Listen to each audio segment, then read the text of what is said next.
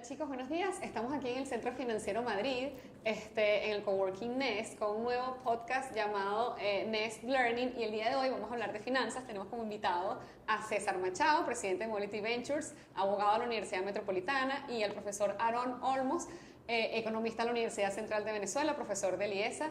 Bienvenidos chicos, gracias por venir, gracias por estar aquí. Muchas gracias por la invitación, Mari, y a los amigos de Next Coworking. Sí, a ver, el día de hoy nuestra principal inquietud es, queremos tener dos puntos de vista y dos ópticas completamente diferentes sobre cómo ven ustedes el 2025.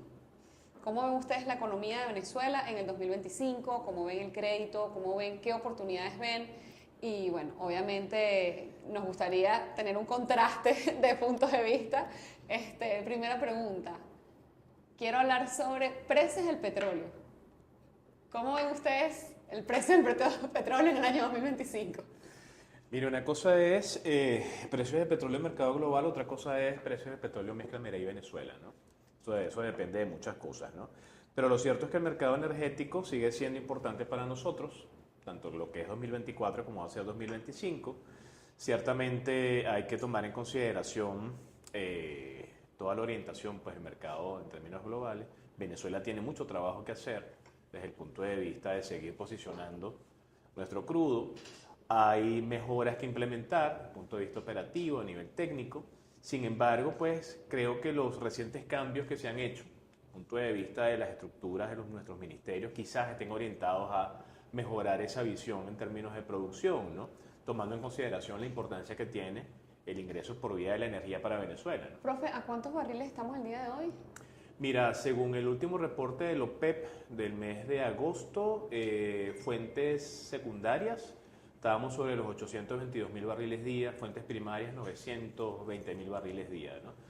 De alguna manera, primera vez que hay una distancia tan interesante entre las dos fuentes, ¿no? Claro. Sin embargo, lo cierto es que no hemos llegado todavía al 1.000.000 de barriles día.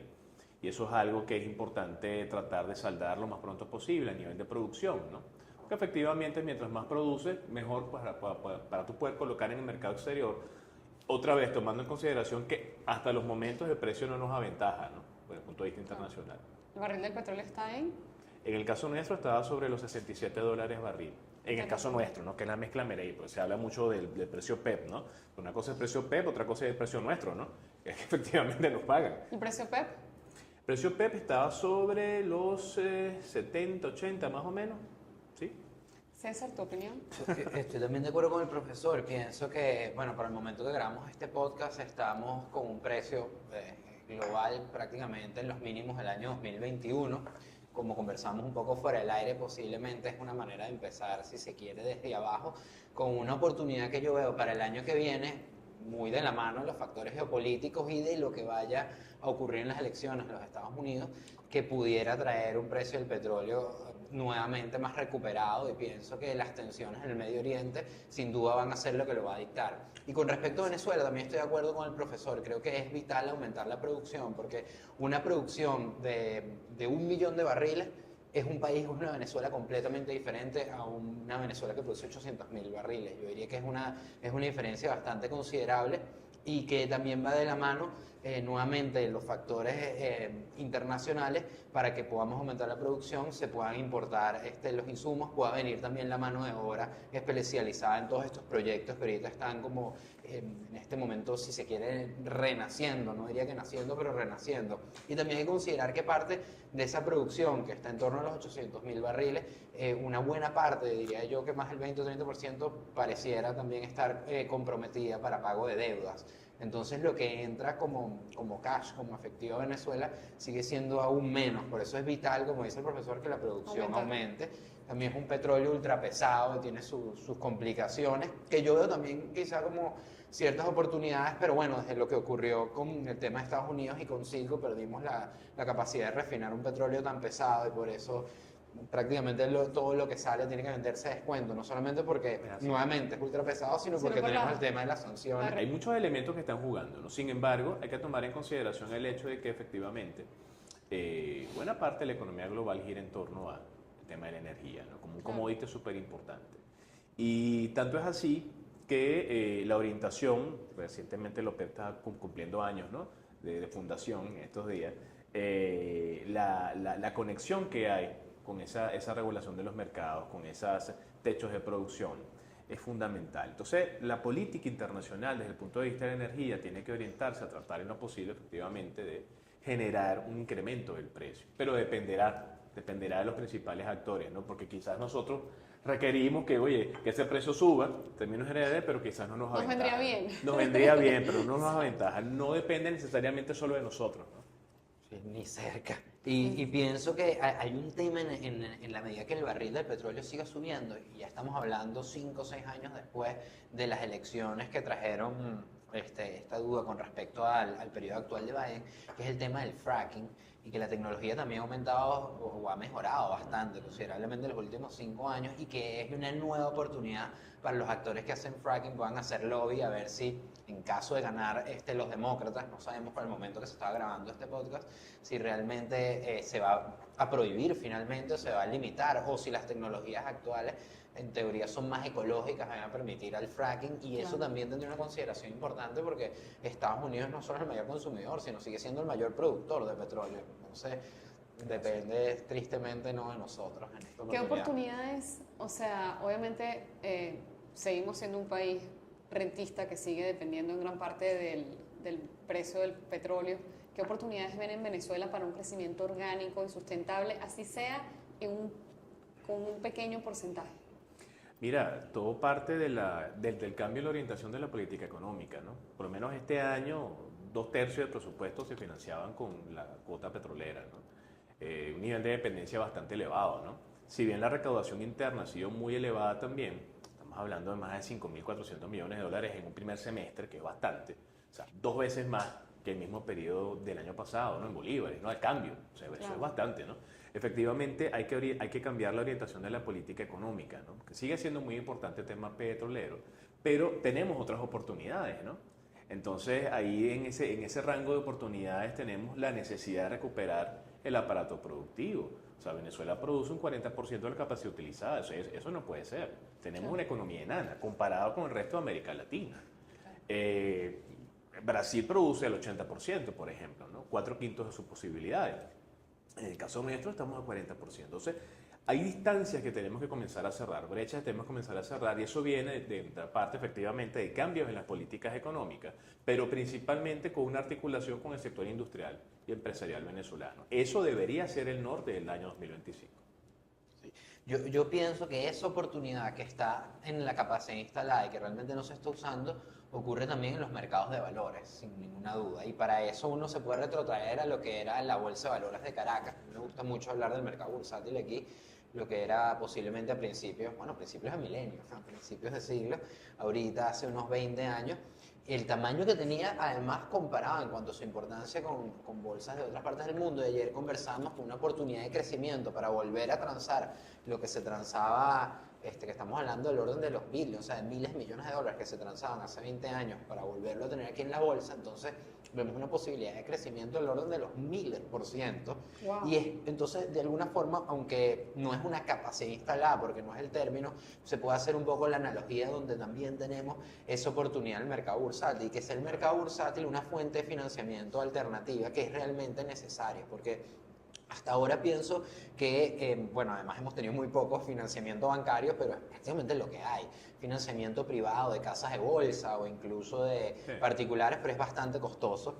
Y la bolsa de valores, el mercado bursátil, permite que empresas que ya no sean tan grandes también puedan financiarse, no solamente emitiendo acciones en la bolsa de valores, sino también de instrumentos de renta fija que ahorita están nuevamente comenzando a moverse. Entonces yo veo esa capacidad instalada, la veo también en el mercado bursátil para poder hacer que crezcan muchos de estos sectores, entre ellos el industrial, el ganadero, agropecuario, que estábamos hablando hace un rato, pero también, y aquí, y valga la cuña, hablo del venture capital también, la oportunidad de que entren fondos de capital de riesgo. O sea, Venezuela Mobility Venture es el primero, pero la idea es que, y es de movilidad, pero la idea es que haya en todos los sectores habidos y por haber. y que puedan llegar capital entonces de venture capital para apuntalar a inversiones que no son las tradicionales como una pequeña, una mediana industria, sino que son innovaciones como lo que es un Yumi, un Ridery, que tienen la oportunidad en muy poco tiempo de dar bastantes oportunidades de trabajo y de hacer un cambio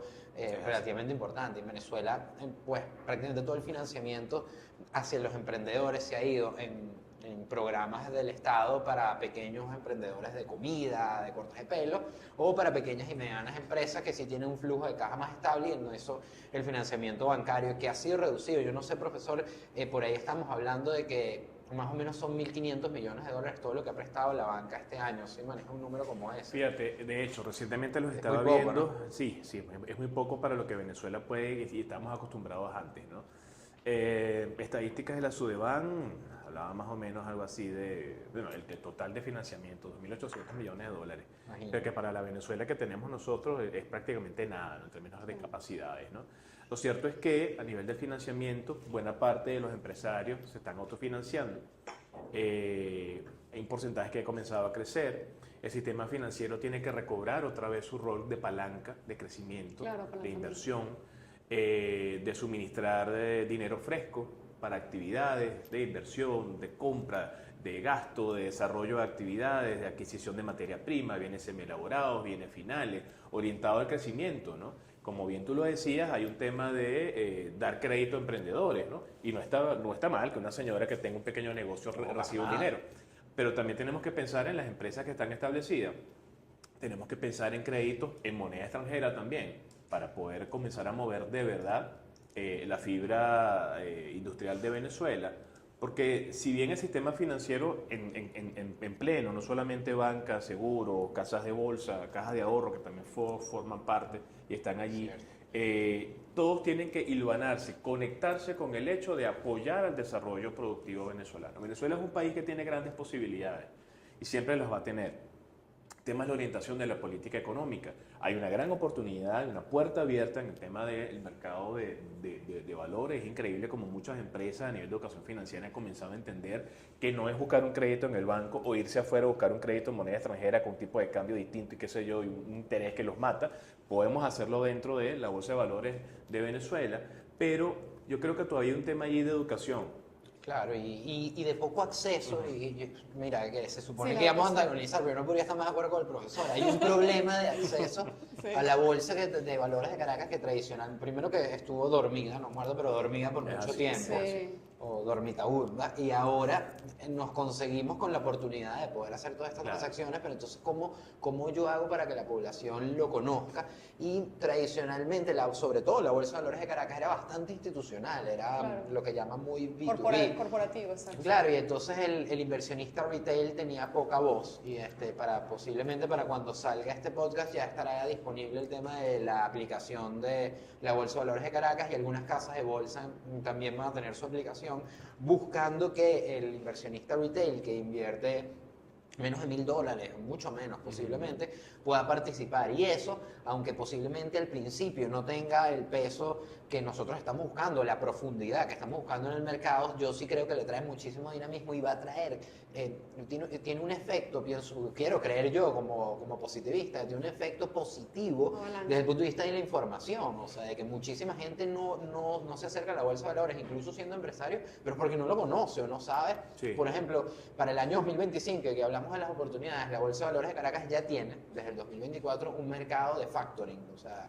factoring es que te compran la factura. Es correcto. Hay muchísimas empresas aquí en Venezuela que tienen clientes de primera línea, empresas de estilo Polar, empresas tipo Alfonso Rivas, que son clientes, por ejemplo, de una empresa de logística y transporte, pero esa empresa de logística y transporte tiene que esperar 45 días Es correcto. para que le paguen los fletes. Entonces, este mercado de factoring permite que tú puedas en la bolsa de valores poner tus facturas, que te paguen y tener flujo de Liquidez. caja, tener liquidez, Exacto. exacto, y luego, bueno, le cobras a Polar, que se supone que debería ser una deuda accesible. Entonces, ese tipo de cosas todas, cuando vayamos uniendo los puntos Correcto. de cara al año 2025, con Wow. el app, con la tecnología, y con nuestro optimismo, yo pienso que pueden venir cosas interesantes, porque Es nos así. permite, como dice el profesor, que ya no es que la única salida es un banco. Y O entonces sea, el yo- sector privado va a jugar un papel muy importante el año 2025 para la reconstrucción económica. Totalmente, sí. totalmente. Mira, y el acercamiento sector público, sector privado, de la mano de la nueva visión de la política económica es importante. ¿Por qué? Porque hasta ahora la economía venezolana se ha mantenido en 3, 4 elementos fundamentales. Uno de ellos la intervención cambiaria que el Banco Central ha hecho. Ya ahora estamos hablando ya a esta fecha más de 3.700 millones de dólares colocados para tratar de manejar el tipo de cambio. Un tipo de cambio oficial que ha crecido 2.20% en lo que va este año y un tipo de cambio no oficial que ya está sobre el 10%, 10.59%, una brecha del 16% que le hace mucho daño, ¿no?, a nivel de asignación de precios. Estamos hablando de un costo de oportunidad muy elevado, esos 3.700 millones de dólares que se han colocado, eso es como 30% de las reservas internacionales nuestras. Imagínate haber colocado ese dinero en otro lado, ¿no? Claro, Haberlo colocado en otras actividades, ¿no? Entonces, de alguna manera, el pivote de la actividad de la política económica tiene que orientarse no solamente al tema de la intervención o un encaje que recientemente sufrió un descuento, pero tampoco el descuento es tanto, pasamos de 73 a 70, bueno, estás liberando un poquito más, ¿no? Sin embargo, hay que conectar con las actividades del sector privado, hay que conectar con la actividad industrial, hay que dar excepciones, hay que hablar de reformar la visión tributaria, el peso de los impuestos es muy grande sobre las empresas. El empresario lucha por mantenerse desde el punto de vista de generar sus ingresos por flujo de caja, por las ventas que genera, pero tiene que pagar proveedoras, tiene que pagar salarios, tiene que pagar servicios, tiene que pagar sus impuestos, ¿no? Y cuando haces la resta de todo eso, no si queda algo chévere, ¿no? Pero el resto no queda mucho a veces, ¿no? Entonces tenemos que comenzar a pensar en una estructura que privilegie el desarrollo del tejido industrial empresarial financiado y montado sobre la visión de una nueva banca y una conexión con la bolsa de valores que es muy importante. Yo en lo positivo, y pienso que son aquí para sacar un poco como decir, cómo sería la lista de Niños Jesús, ya que estamos hablando de diciembre. A mí me gustaría ver estas iniciativas como la zona económicas especiales, que es un tema, bueno, que tiene amantes y otros no tan amantes, que les gusta la idea. A mí eso me parece que puede ser interesante, las zonas de desarrollo económico especial. Se ha hablado poco hasta ahora, pero pienso que sobre todo en las partes de desarrollo, no tanto industrial, sino turístico, a mí me tiene emocionado. Veo, por ejemplo, en España el turismo representa casi el 30% del PIB. Entonces allá se ve como algo que no fuera tan bueno porque es inestable. Yo no lo veo así porque aquí no tenemos el problema en la estacionalidad. Entonces Venezuela puede ofrecer miles de kilómetros de costa todo el año. Eso no lo tiene en Europa, por ejemplo, una playa bella en Croacia, pero son 3 meses al año que puedes ir. Entonces yo aquí veo que el turismo es uno de esos factores que sí pueden ayudar muchísimo, pero que es lento, que no va a ser inmediato. Veo también como algo muy positivo el hecho de que Venezuela, si se quiere, y esto es algo muy juristando, me haya perdido la política monetaria. A mí eso me parece positivo, de hecho, y lo hablamos aquí, eso me parece muy bueno, la apertura al punto de que a pesar de que ha sido de facto la dolarización, a mí me parece súper positivo de que tú puedas pagar con la moneda que quieras. Y es un poco el modelo que a mí me gustaría ver profundizado el año que viene, en donde el Estado, no solo que sea el Estado venezolano, el Estado en cualquier parte del mundo debería permitir que la gente transe como quiera. ¿Qué pasa? Bueno, caemos un tema con los economistas de la política monetaria, en la política fiscal incluso un poco, porque cómo lo controla. Pero eso a mí me parece bastante positivo de cara al año que viene, que tú puedas usar cualquier moneda, que eso se profundice. Han habido algunas voces llamando la recuperación del bolívar. Bueno, que el que quiera use bolívar, que el que quiera use dólar. Me gustaría ver mucho más la integración del Bitcoin aquí en Venezuela. Un tema que Venezuela lo ha llevado bastante bien. Me parece que hubo muchísima publicidad cuando El Salvador aprobó el Bitcoin como moneda de curso legal, pero la verdad es que Venezuela antes ya tenía una ley de criptoactivos y tenía cierto marco regulatorio al respecto. Sí. Mejor que además mucho más rápido la innovación y que ese marco regulatorio se va quedando atrás, que es lo bueno, es donde está la innovación entonces por delante. Eso a mí me gusta mucho también de imaginarme en la Venezuela del 2025 que nosotros podamos ver, ¿no? Es así. A ver, hablamos de varias cosas, pero yo creo que del turismo el reto que veo es la parte de infraestructura.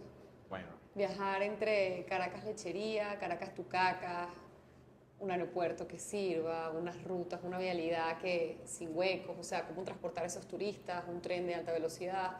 O sea, digamos que esa es la parte de infraestructura que tiene Europa, que nosotros definitivamente hay una oportunidad ahí también para crecer. Claro. Pero sí, o sea, evidentemente Venezuela tiene mucho que ofrecer y creo que el venezolano ha aprendido a vender. Por supuesto. Hemos aprendido a vendernos. Hay algo muy positivo en el tema de la caída de la producción petrolera. La producción petrolera en su peor momento llegó a estar algo así como en 300.000 barriles diarios. Sí, Creo que más o está menos. menos, capaz.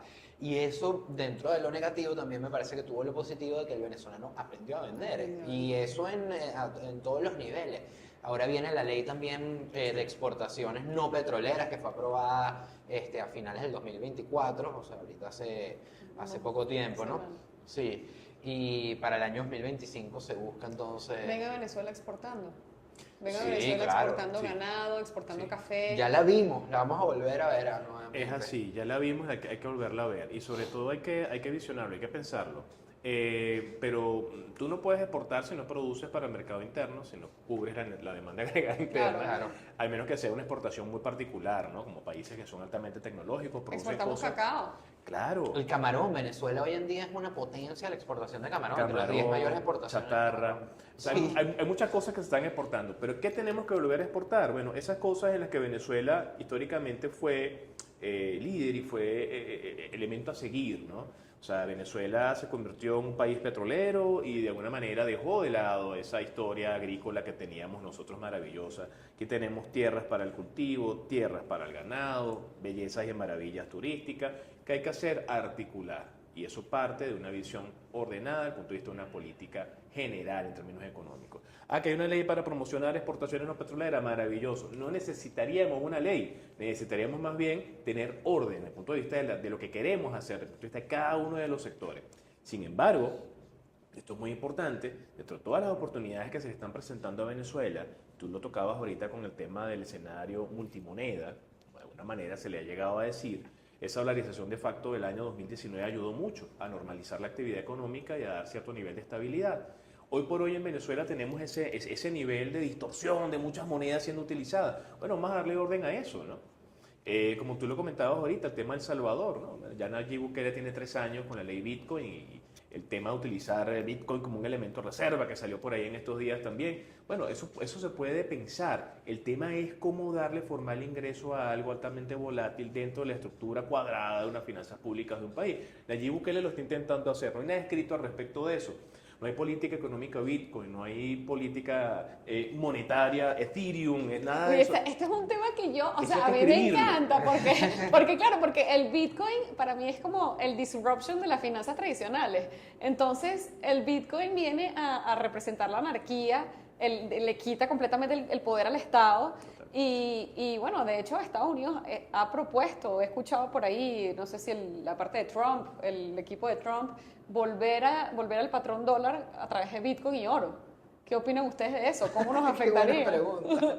Yo O quiero sea, escuchar al profesor exacto. respondiendo esto primero. Exacto, porque es lo que Mira. tú dices, o sea, es un commodity súper volátil. Totalmente. Pero totalmente. es un commodity. Súper volátil, no sé. Mira, nació siendo un sistema de dinero alternativo, no regulado, no controlado por ningún gobierno, bajo la visión más criptoanarquista que tú te puedas imaginar, porque tiene una filosofía política, Bitcoin detrás, ¿no? Exacto.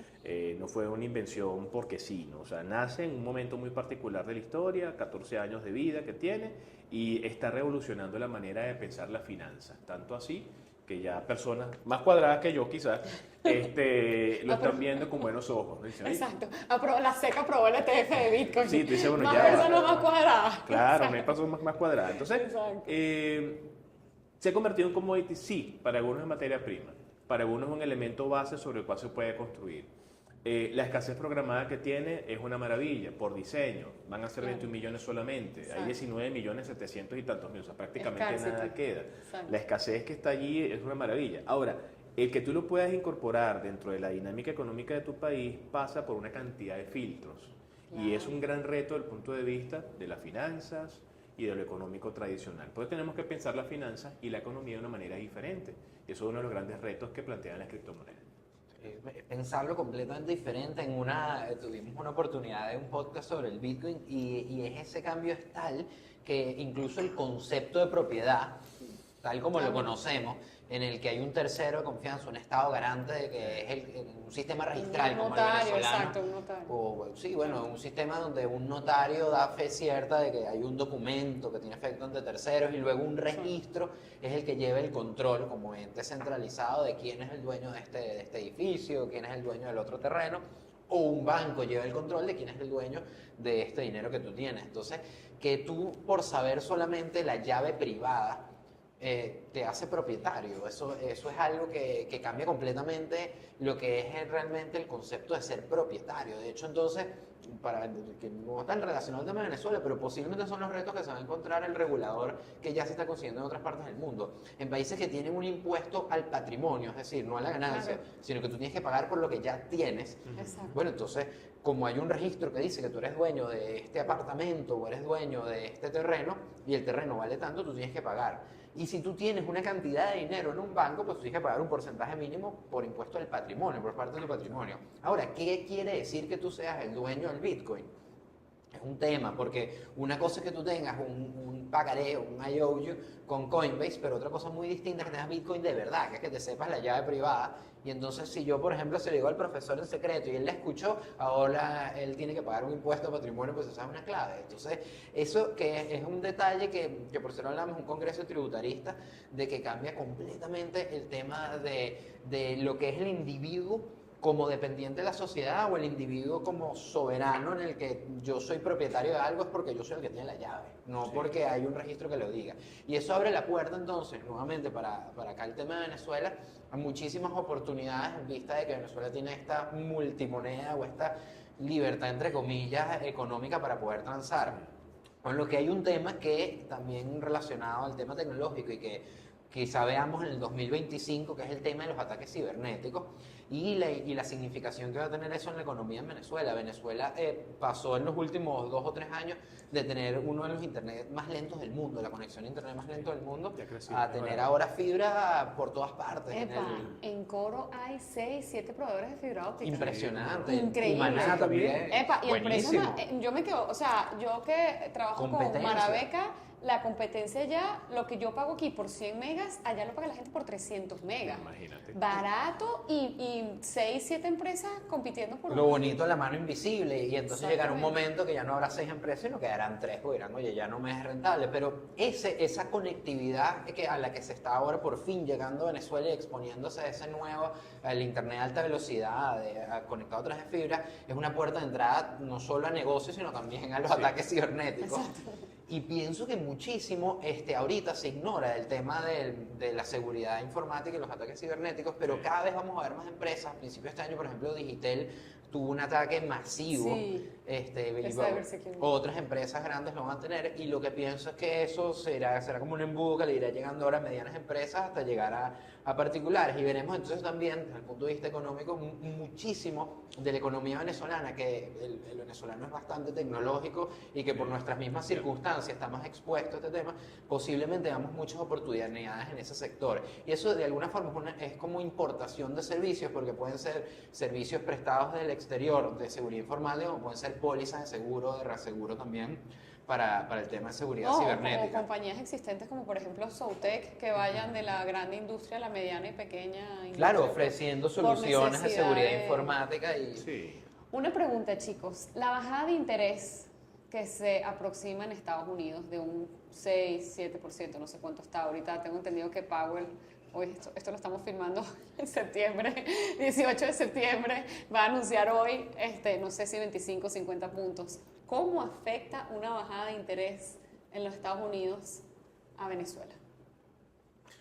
Bueno, mira, independientemente de lo que pase allá, la concepción y percepción que se tiene del dólar aquí es diferente, ¿no? Y eso es algo bien importante, ¿no? Y quiero rescatar un punto anteriormente dicho, ¿no? Que hablabas del tema de la reserva y el respaldo, ¿no? de la moneda, ¿no? O sea, ¿por qué es importante el tema de la política monetaria en Estados Unidos, el tema del tipo de interés, el valor interno de la moneda dentro de la propia economía y cómo nosotros lo percibimos fuera, ¿no? Hay que recordar que independientemente de que el valor intrínseco del dólar allá varíe, cambie, acá nosotros lo conceptuamos de una manera distinta, ¿no? El dólar para nosotros sigue siendo un elemento fundamental de reserva y de respaldo, ¿no? Para nuestras operaciones. Claro, pero si nosotros como venezolanos buscamos para blindarnos de la economía local, dejar nuestras cuentas, nuestros activos, savings, etcétera, en dólares, pero ese dólar está teniendo una pérdida de valor y está generando una inflación, porque eso va a generar una inflación allá, pues evidentemente lo que sea que estemos importando ya no te va a costar los mismos dólares que antes. Es correcto, y es la relación que la gente tiene que comenzar a hacer desde el punto de vista de los mercados globales. A la gente pareciera que se le olvida, ¿no? Que en los otros países hay inflación, que en los otros países se toman decisiones de política fiscal, monetaria. O sea, que cambiaria. necesitamos mucha educación financiera. Totalmente. Yo también estoy de acuerdo con eso. ¿no? Y Financiera, esto tiene- económica y No, tecnológica. nosotros. Yo creo que los tres coincidimos en eso, Sí, de que claro. hace falta mucha educación financiera y los tres, de hecho, nos dedicamos a eso. Usted Yo. formalmente como profesor, por supuesto, y nosotros quizás un poco más empíricamente a través de Instagram. Hace falta que la población en general entienda de que también hay una inflación en dólares que va a afectar en nuestro costo de vida. Sí, Claro, totalmente. Mira, educación económica, financiera y tecnológica, y entender que la dinámica económica de los países de origen, de las monedas que trabajamos, estén fuera, ¿no? Nos van a afectar.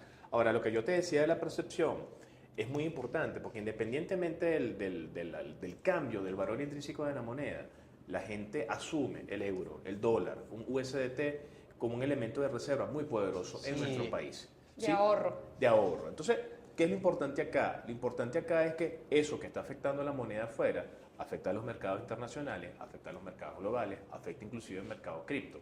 ¿Sí? Claro. Hace que entonces los inversionistas digan, ¿sabes qué? Tengo estos dólares, déjame más bien y compro Bitcoin, ¿sí? Como está haciendo la gente de MicroStrategy, que este señor de alguna manera... Michael Saylor. Saylor, yo creo que ya no sé si que tiene el 1% de Bitcoin ya en su Una bolsillo. ballena. Ese señor se ha convertido en una figura muy particular. Pero lo Sí. cierto es que toda toma de decisión de política económica, no solamente ver lo que está diciendo Jerome Powell desde la Reserva Federal, lo que está diciendo la presidenta del Banco Central Europeo, lo que está pasando desde el Banco Internacional de Pago, todo eso hay que prestarle atención, porque afecta de todos los mercados. Bueno, tan de acuerdo estoy con el profesor de que como aquí es percibido como si fuera una reserva de valor, De ahorro. naturalmente las mismas vicisitudes que vivimos como venezolanos desde el punto de vista económico, creemos que son exclusivas de los venezolanos y por eso, para volver a tu pregunta inicial, ¿cómo ves la Venezuela del 2025? Pues que está estrechamente ligado ahora sí a lo que ocurre afuera. Y con el tema del recorte de las tasas de interés, tiene tanta tela que cortar que yo, Exacto. mientras hablaba el profesor, pensaba el hecho de que el dólar como moneda para el pago de petróleo y que era la moneda por excelencia para el pago del petróleo, Ya no- desde este año va Exacto. perdiendo su importancia. Hay una Y- desdolarización. por supuesto que es muy importante todavía, pero la pregunta es hasta cuándo y qué fuerza va a tener. Y luego que comentaban el tema de la zona euro, tenemos también una zona euro imprimiendo. Debilitada, exacto. Sí, y debilitada además, oye, cada vez más fragmentada. Claro. Por ejemplo, estábamos viendo que a partir del 2025 ya no va a haber libre tránsito con los ciudadanos de la Unión Europea y el Reino Unido. O sea, a raíz Claro. del Brexit yo sentía que las cosas estaban relativamente similares, pero es que ahora vas a necesitar hacer como un ESTA si eres ciudadano europeo para entrar al Reino Unido. Eso tiene una repercusión, pero importantísima, muchísima en la libre.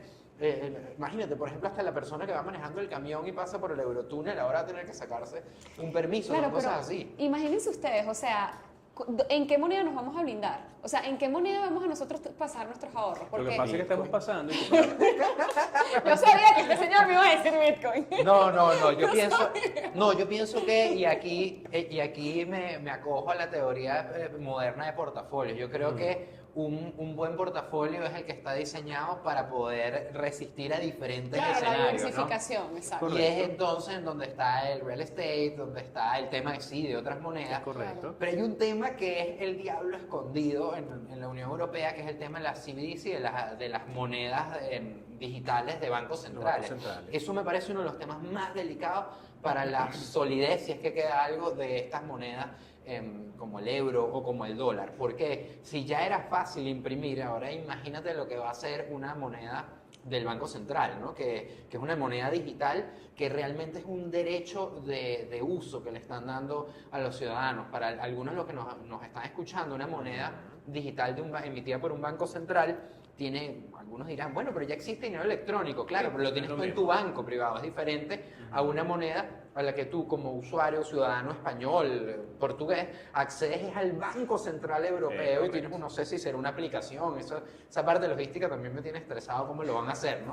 Imagínate si es complicado cuando te bloquean una tarjeta, un banco privado, ¿qué queda cuando sea público y tengas un problema para hacer un pago? Pero Claro. más allá de eso, el concepto de la política monetaria y de lo que era la masa, lo que era M1, M2, yo pienso que Posiblemente ahorita es difícil de ver, pero pienso que en los próximos 2 o 3 años con este tipo de monedas emitidas por Banco Central va a cambiar. O sea, ya incluso pensar en circulante, quiero creer que estoy equivocado, pero quiero creer que eso realmente va a ser, no va a ser así, pero pienso que sí, que va a ser difícil ver el circulante tal como lo veías, la masa como la veías, porque vas a tener como dos maneras de yo comprar. No sé, o sea, yo no sé por qué, y creo que aquí vamos a coincidir los tres, es que la deuda nos ha hecho mucho daño. Sí. Totalmente. La deuda, Totalmente. la impresión y el crecimiento inorgánico. ¿Y qué pasa en Venezuela? En Venezuela no hay deuda. Entonces aquí conseguimos algo positivo. O sea, en Venezuela el único crecimiento es un crecimiento orgánico. Es un crecimiento, uy Dios mío, estoy súper fuera de tiempo, pero espero que estén disfrutando la conversación como yo. Tiene que haber un crecimiento, claro, porque imagínate tú, o sea, ¿por qué los países están teniendo una moneda tan debilitada hoy en día? Gracias a la deuda, gracias al crecimiento inorgánico y gracias a que su futuro está siendo hoy en día cada vez más débil. Bueno, tienes negocios Es entonces, así. empresas que son zombie, como fue por muchos Exacto. años Fao Schwarz, Toys R Us, por ejemplo, la juguetería. El negocio que era, que tienes unas tasas de interés, prácticamente dinero gratis, barato. Claro. Y entonces el Endeudarte. negocio no era vender juguetes, el Era el negocio es que financiamiento. tengo dinero gratis, Exacto. financiamiento. Entonces, Financiamiento. yo en eso te doy la razón. Pienso que dentro de lo malo y lo ralentizante que es no tener acceso a crédito, Claro. el venezolano hace que un negocio a pulmón, y si el negocio es malo, el negocio Pulmón. quiebra. No es que Y es orgánico, yo como tú dices. es Y cosa bastante que, o sea, orgánico. ojo, yo como financial advisor que soy, yo nunca he estado de acuerdo con el crédito. No me gustan las empresas que tienen mucho crédito. No compro empresas con un endeudamiento mayor al 10%. Capaz porque somos venezolanos, ¿no?